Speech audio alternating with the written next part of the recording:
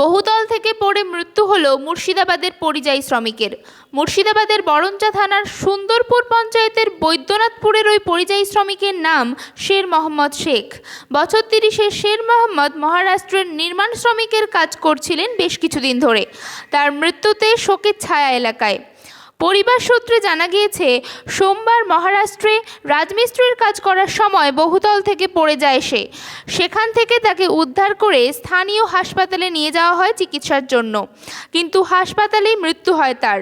বুধবার সেই খবর বাড়িতে পৌঁছতেই কান্নায় ভেঙে পড়েছে গোটা পরিবার। সুনিতা মুর্শিদাবাদের সর্বকালের সেরা এবং ঐতিহাসিক বস্ত্র প্রতিষ্ঠান।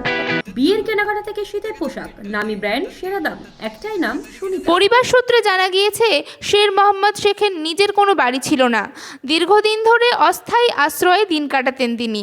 নিজের মাথা গোঁজা স্থায়ী একটা ঘর বাঁধতেই গিয়েছিলেন সেখানে, কিন্তু সেই স্বপ্নও অধরাই থেকে গেল। বিল্ডিং থেকে পড়ে মারা গেছে, বোম্বে কাজ করতো।